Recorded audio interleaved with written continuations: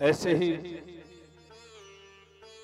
एक तुंगभद्रा नदी के किनारे पर उत्तम नगर नाम का एक बहुत सुंदर ग्राम था। ग्राम में चारों वर्ण रहते थे। आज तो हम 36 जातियों में बट गए। इससे पहले हम 4 वर्ण थे हमारे, ब्राह्मण, क्षत्रिय, वैश्य और शूद्र। इनसे अलग कुछ नहीं था। आज हमारी नाना जातियां बना दी। अनेकों जातियों में आज हम विभाजित हो गए। पूर्व काल में हम 4 वर्णों का, 4 आश्रमों का पालन किया करते थे। तो उस ग्राम में 4 वर्णों के लोग बड़े ही प्यार प्रेम से और अपने अपने धर्म का पालन करते हुए रहा करते थे। बड़ा ही समृद्ध ग्राम था। और उस गांव में एक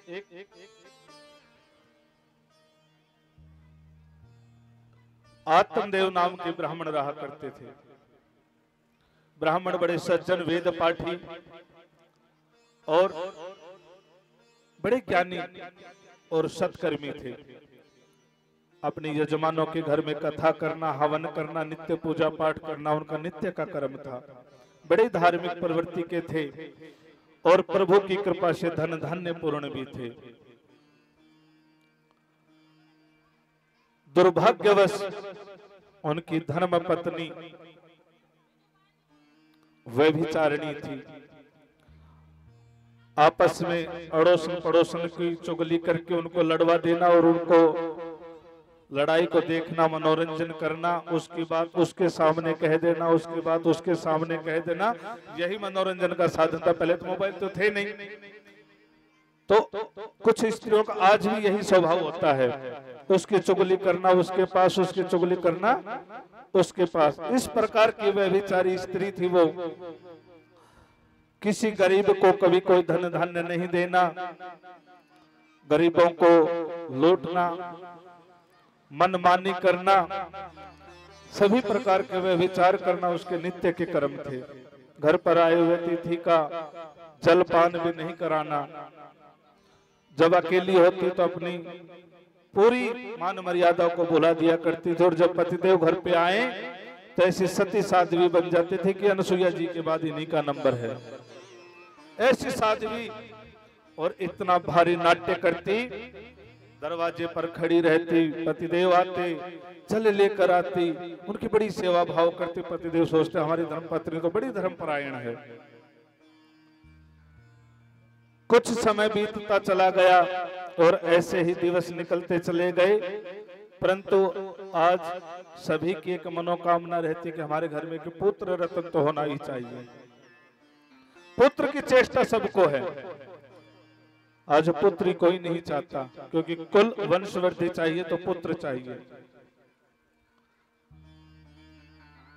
ब्राह्मण ने एक गौ पाल रखी थी, गाय की सेवा करता था।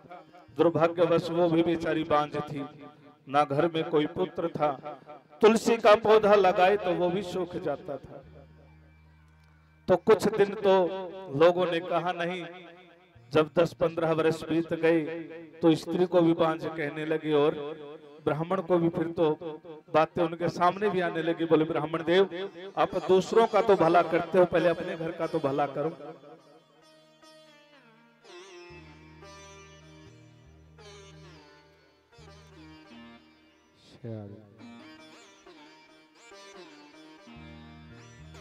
चलो रे मन श्री वृंदावन धाम,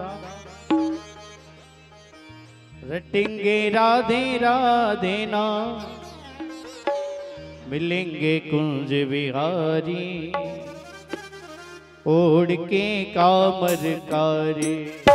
मिलेंगे कुंज विहारी, ओढ़ के कामर कारी। चलो रे मन श्री वृंदावन धाम, रटेंगे राधे राधे नाम, मिलेंगे कुंज बिहारी, ओढ़ के कामर कारी। मिलेंगे कुंज बिहारी, ओढ़ के कामल कारी।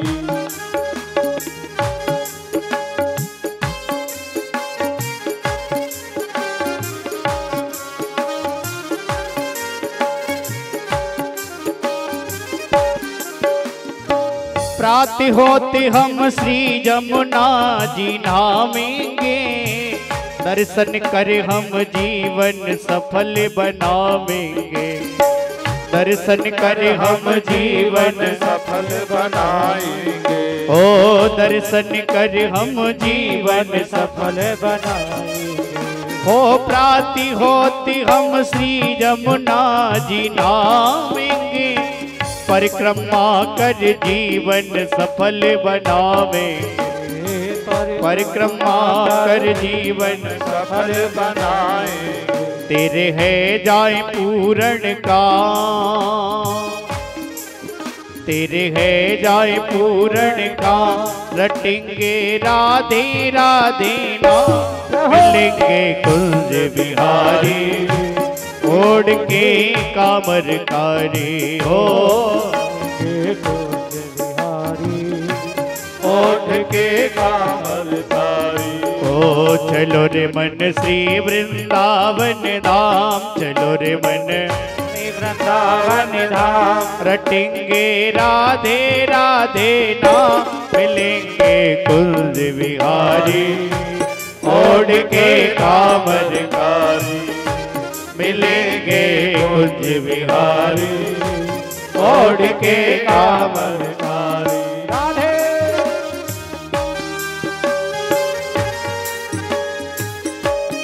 तालियां बजाते हैं। हरि बोल।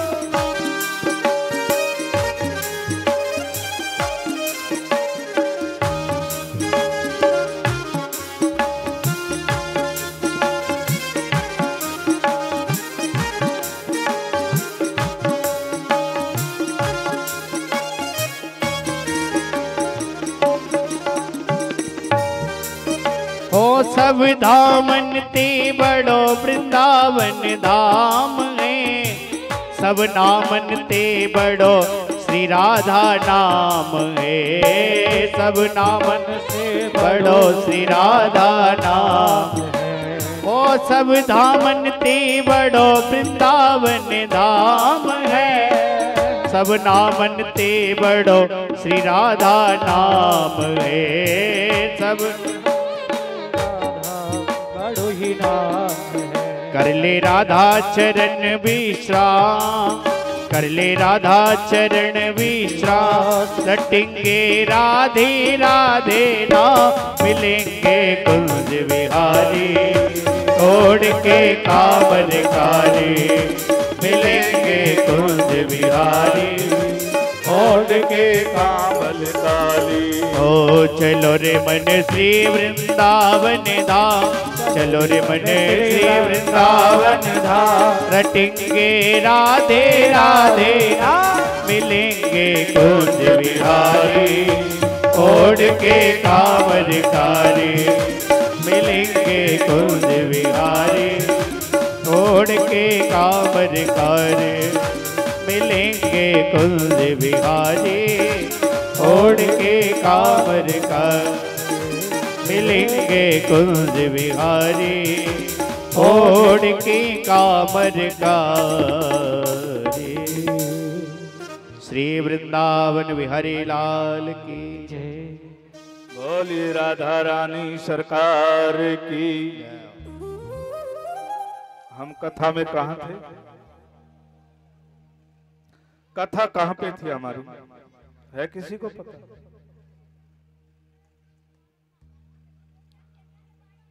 आत्मदेव जी ब्राह्मण की कथा चल रही है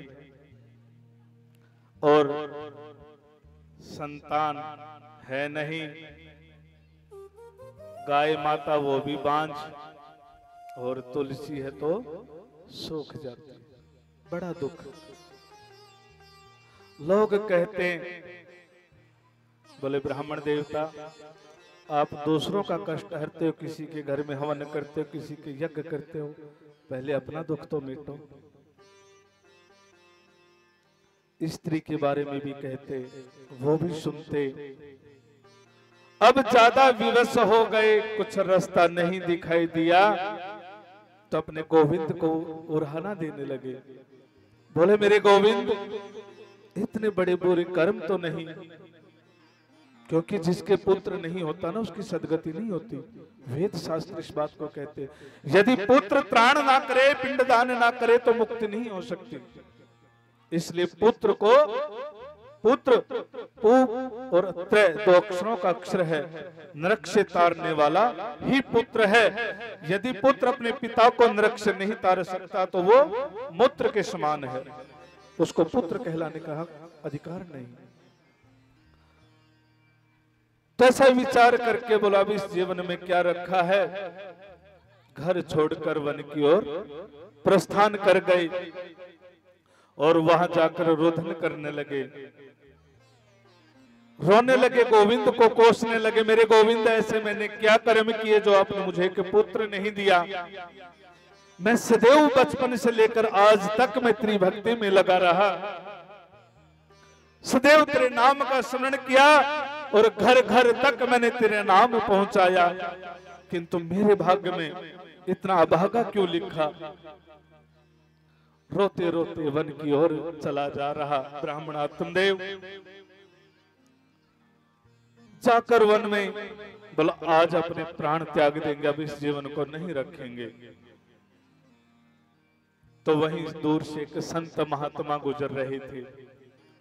सज्जनों, संतों का हृदय बड़ा कोमल होता है, जो ना कर सके हरि वो संत कर दे, ऐसी कृपा होती है संतों की।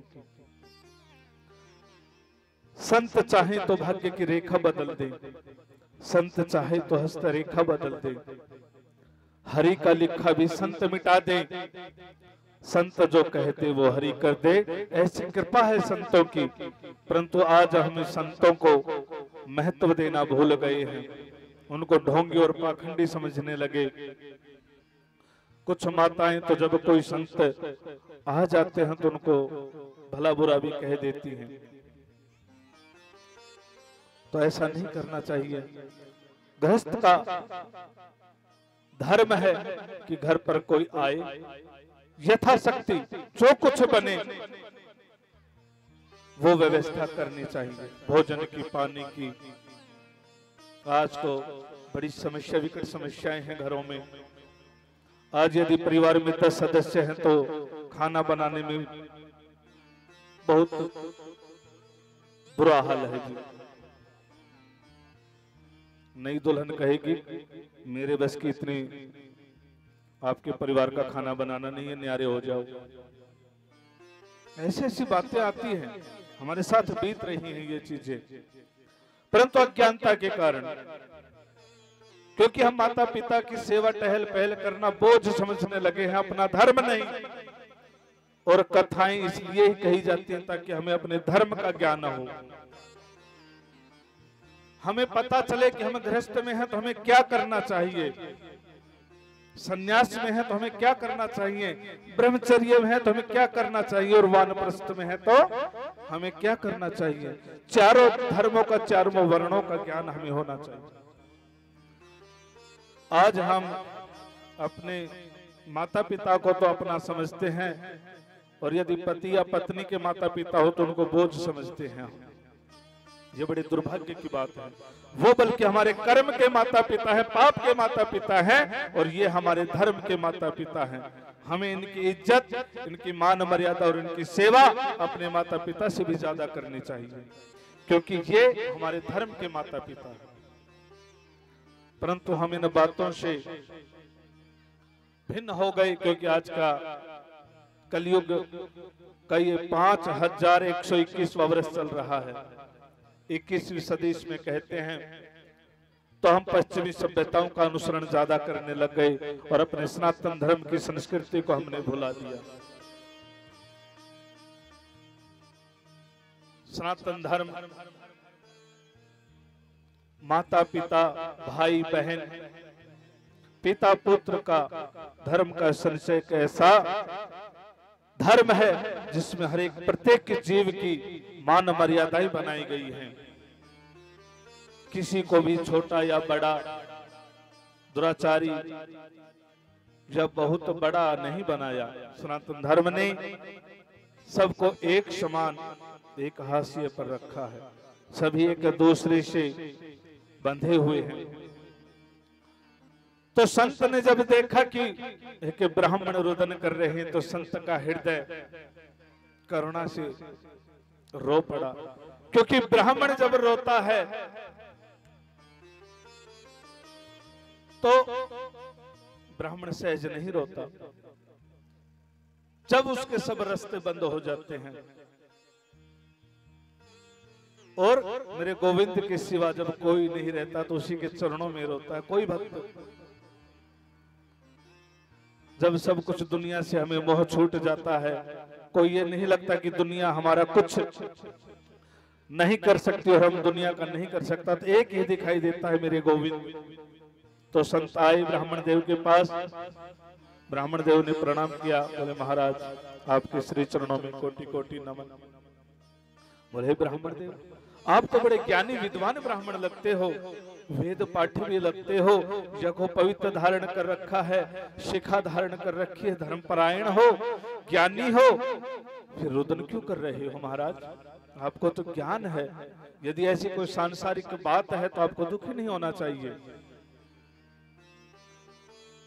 तो ब्राह्मण देव कहने लगा कि हे महात्मा जी, वैसे तो मेरे घर पे पत्नी भी सुशील है, सुंदर है, धन माया की भी कमी नहीं, बढ़िया कोठी है, सब कुछ है, परंतु एक पुत्र नहीं है और इस दुख से मैं दुखी हूं।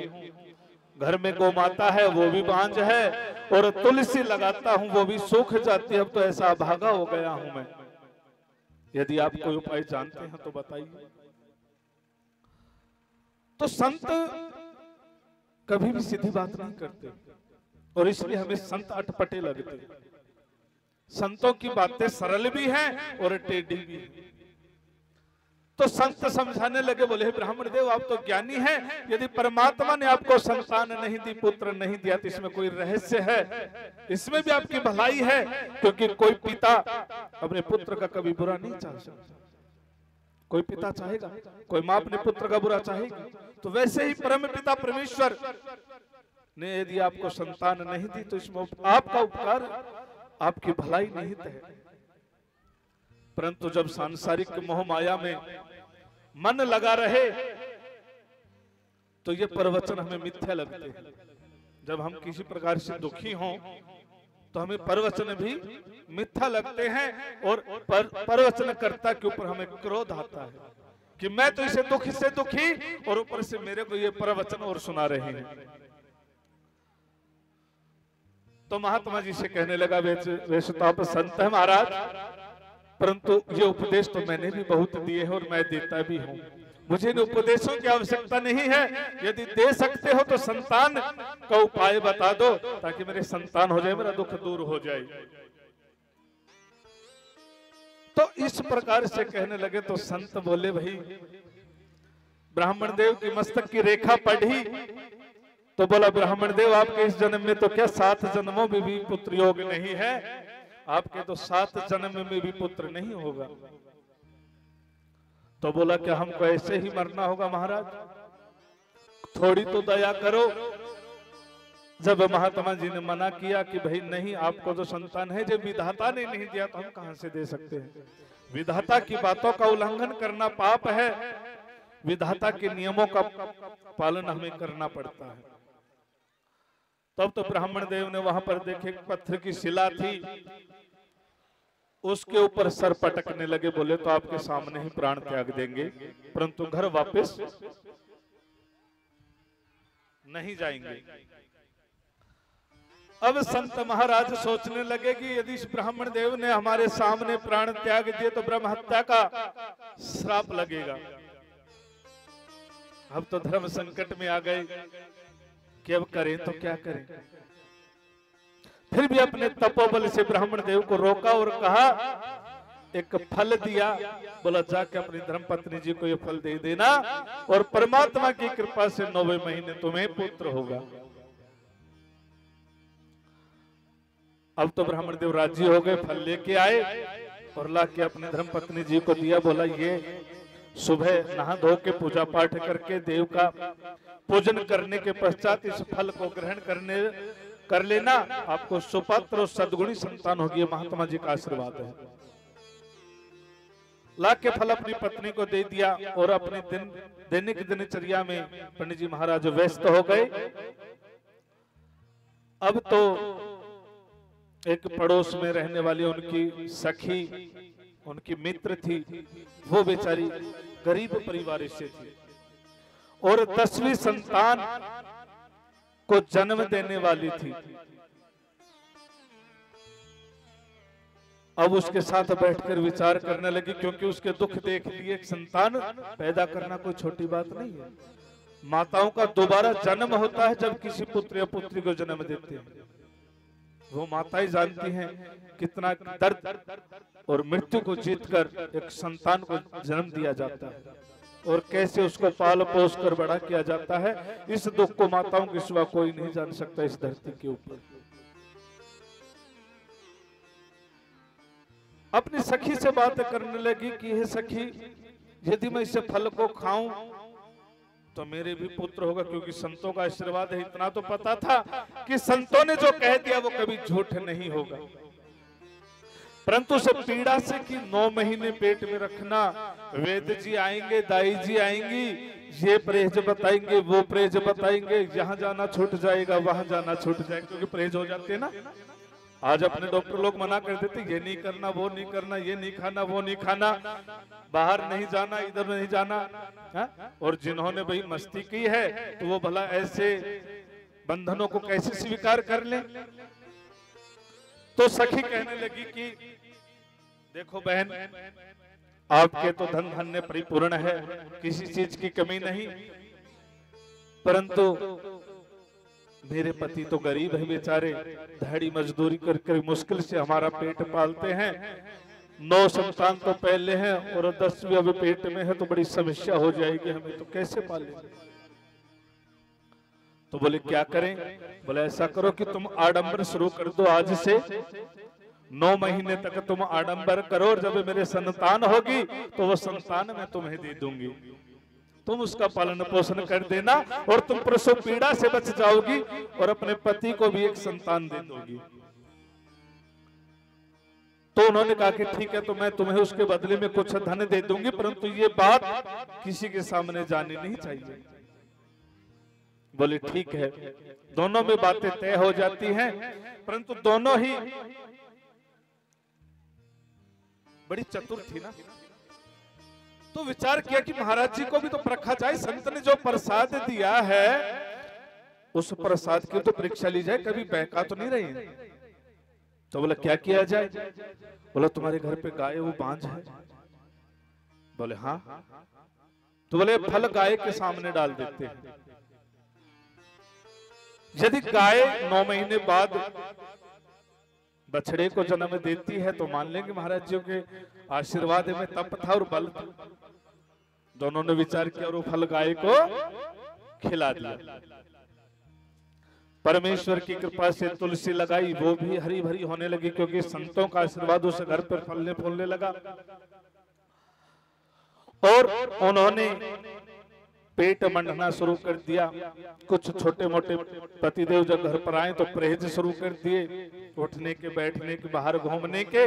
और जब पतिदेव पूजा पाठ पर चले जाए तो वही घूमना फिरना, बातें करना, चुगली करना, इधर उधर की बातें करना, वही सब कुछ पूरा सिस्टम शुरू। परमात्मा के आशीर्वाद से 9 महीने बाद गौ माता ने एक पुत्र को जन्म दिया, क्योंकि संतों का आशीर्वाद था।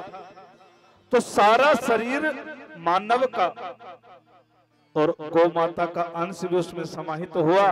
तो जो कान थे वो गौ माता के, कान गौ के और शरीर मानव का, इसलिए उनका नाम रखा गया गोकर्ण जी महाराज।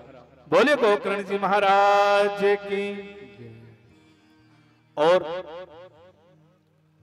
थोड़ी देर बाद थाली बजी गलियारे में।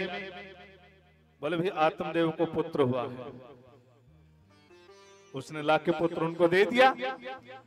बोले भाई आत्मदेव ब्राह्मण को पुत्र हुआ है। तो जी आत्मदेव जी तो खुश हुए, संत का आशीर्वाद फला। आकर कहने लगे कि देवी आज हम खुश हैं कि आपने हमारे वंश में वृद्धि की और हमारे कुल में पुत्र दिया, तो हम इसका नाम परम आत्मदेव रखेंगे ताकि परमात्मा से जुड़ा रहे। तो स्त्री कहने लगी, ओहो 9 महीने तो हमने पेट में रखा, प्रसव पीड़ा हमने सहन की, दुख हमने भोगे, खाना पीना छुटा हमारा छुटा, और नाम आप अपने नाम पे रखोगी, ये कैसे? तो बोले क्या करें? बोले मैं तो अपने नाम पे नाम रखूंगी। तो उनका नाम था धुंधली देवी। वो बोला मेरा नाम है धुंधली है तो इसका नाम होगा धुंधकारी, धुंधकारी नाम। तो आत्मदेव जी कहने लगा चलो देवी आपने भाई 9 महीने कष्ट किया, दुख भोगा, तो आप इसका नाम धुंधकारी रख दें। तो जिस घर में एक संतान होती है ना, वो बड़ी लाड चाव से पलती है, और ऊपर से 15-20 वर्ष के पश्चात हो जाए तो और ज्यादा लाड चाव। तो गोकर्ण जी महाराज संत के आशीर्वाद से हुए थे, सो सद्गुणी थे, ब्रह्मचारी थे, और शुरू से ही परमात्मा की प्राप्ति के गुण शुरू से ही उनके जन्म के समय से थे। जैसे ही 5 वर्ष के हुए तो पिता ने गुरुकुल में डाल दिया, गुरुकुल भेज दिया, तो वहीं से वैराग्य लगा भक्ति की और परमेश्वर की तीर्थ यात्राओं पर निकल गए गोकर्ण जी महाराज। अब अकेला धुंधकारी घर में रहने लगा, बड़े लाड चाव से पालने पोसने लगे। ना तो गुरुकुल में भेजा, पढ़ाई लिखाई कोई मतलब नहीं, क्योंकि माँ की ममता। बोली इतने दिनों बाद तो पुत्र मिला और अब इसको अपनी नजरों से दूर कर दे। पहले सिस्टम क्या था कि यदि गुरुकुल में गया तो बच्चा